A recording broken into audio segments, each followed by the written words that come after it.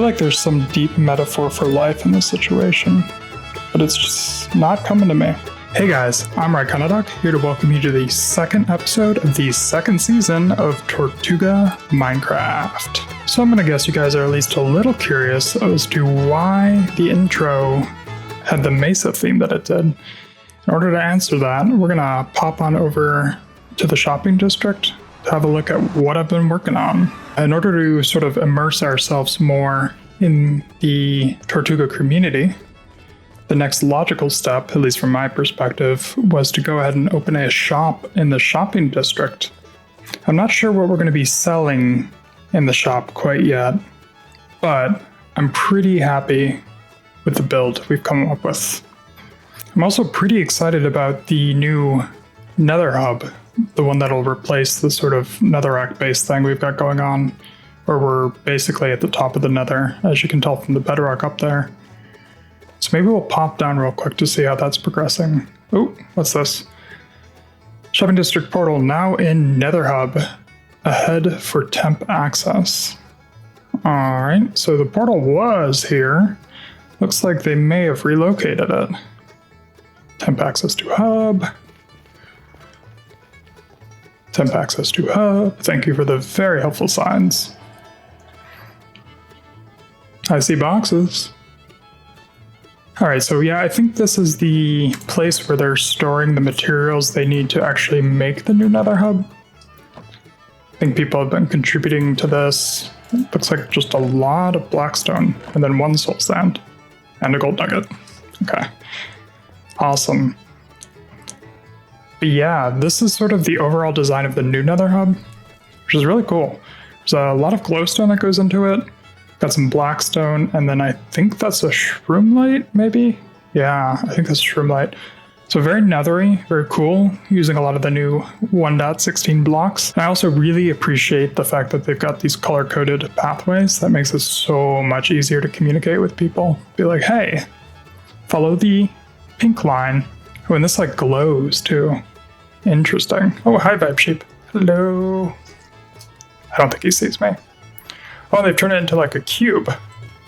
Super fun. Let's see if we can get him to notice me.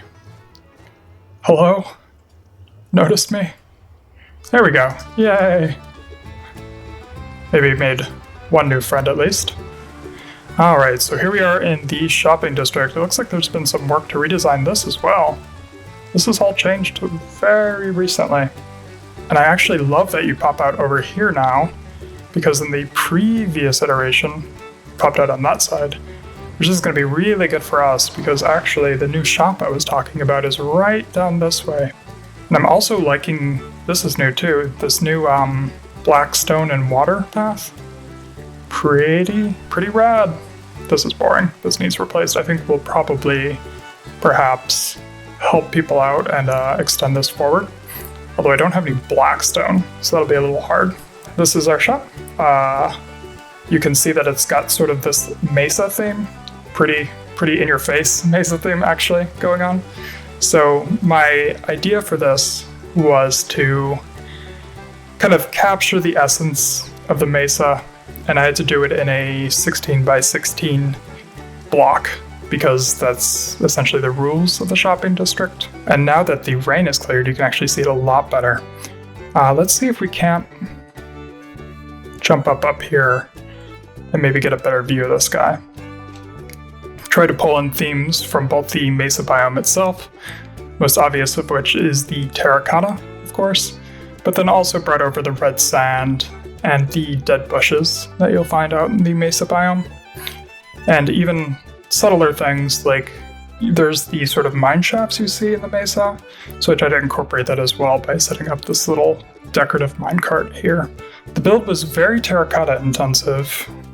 We made that go fast though by going ahead and, oh, hello Mr. Cow, going ahead and doing that in a live stream. So thanks to everyone who joined up and watched that, keeping me company, always appreciate it. And I think the other thing that I had to put a lot of focus on will be best illustrated if I can pop on top of this stronghold looking base over here. So one of the things I really wanted to get right was the kind of shape and forms that you see in the mesa. What I did was followed a few simple rules.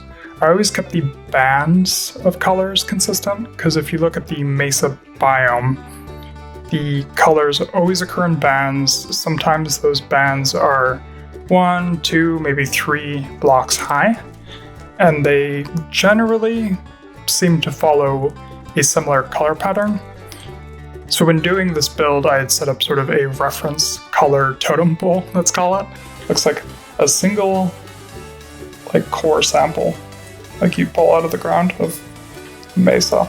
That allowed me to go around in circles while I built it and place those layers according to the color on the totem pole, which was a nice way to not have to constantly go back to the reference image. I only had to look at the reference image when building the actual totem pole itself.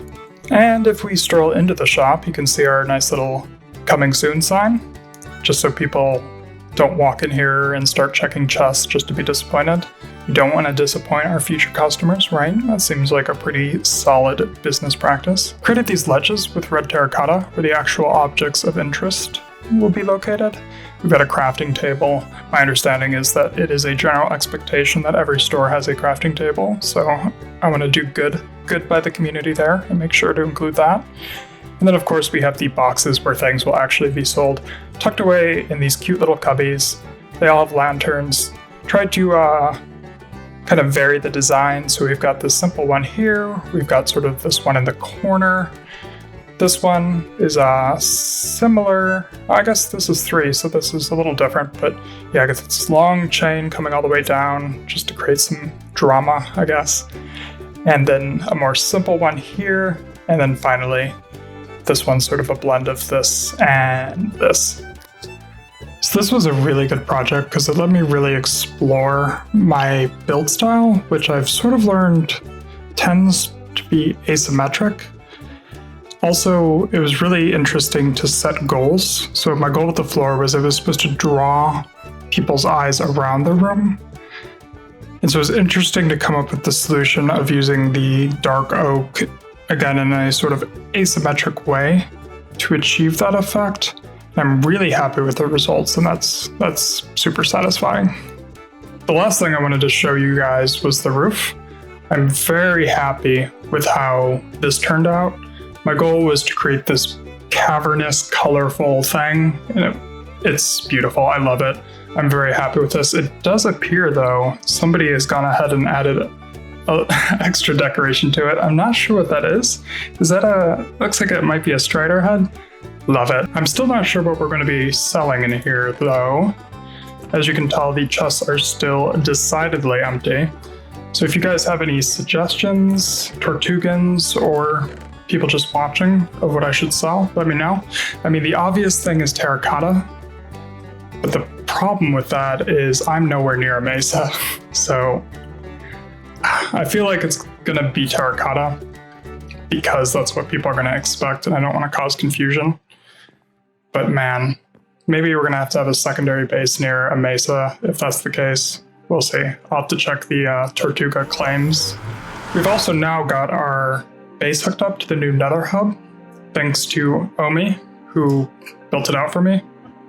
The problem I had was my Nether portal was essentially below a giant, like what looked like it was almost like a 200 block chasm. So she sort of helped connect, which I really appreciate. Come. Yeah, you're a lot faster than me. Do you have fancy boots? No. Oh, I'm just not very good at holding W, I guess. I'll watch for gas, but I won't be able to do anything but scream. I guess I could do the sides. Doesn't matter what it is. No, you can use whatever. Making the sides. Don't fall, don't fall. Oh, thank you. I almost stopped my heart with that, I won't lie. I was like, oh no, somehow I'm falling. Upwards. Jeez. Such a scared individual. You are a scared individual, aren't you? Well, that's right, these can be any shape. No, they can't. Oh, they can't. This shape will work all right. They need to be obsidian. No, I know. I have to get more obsidian. And then she went an extra mile and actually designed out sort of the cage that the nether portal lives in. So if you guys aren't already following Omi on Twitch, do so. Link is below. And let's see if I can actually find where this connects. Oh god, skeleton. I hate mobs. And here's our hallway. So yeah, Omi put Soul Stand under the carpet, which will be helpful once I get the right boot enchantment. But yeah, it's a small build, but I definitely didn't have this much Crying Obsidian. I don't know how she got all that, but I kind of love the Crying Obsidian with the, what is this? Quartz bricks. It just reminds me of like an arcade. Okay, and let's do a base update. So, we've got more of this white wall built. We put some oak log floors down. And I've actually started to lay out how I want to extend this. So if we pop down by the water for a second to see how this looks. Yeah, I'm thinking we've got the long structure like we discussed here. We've got sort of a bend where we may do a diagonal building right here at the corner, and then we may copy this design across here. We'll see how that turns out, but that's sort of my working plan. Over at the boathouse, we've finally mostly sealed this. We still have some open air over here, but we've got pretty much the whole design done. I am missing one piece of glowstone there, but I'll remedy that eventually. We've got the chocolatey roof up with the sandstone edges. It's looking great. I'm really happy with this color combination. We do have the carrot, Omi's stream carrot, that Omi gave us earlier, prominently featured on the wall. And for the floors, you can see that they're slabbed down one level. I did make a silly mistake here where I actually did the initial slab layer off the top, which I was thinking, oh, look how cool my base is now. Totally spawn-proof. And then all of a sudden, a bunch of skeletons and zombies started spawning in. Yeah, I didn't realize that the slabs had to be on the bottom half of the block in order for it to actually be spawn-proof. So I had the very fun experience of doing that twice over. Whatever, it's a lesson. It's a lesson I'll never forget now. So in a way, it was worth it. And that's all I've got for episode 2. Thank you guys so much for watching. Really appreciate it. And as always, stuff you liked, stuff you didn't like, let me know in the comments. And I'll see you guys next time. Gah, did outro. Not close enough to bed. Monsters are gonna come. Ugh. Okay, phew.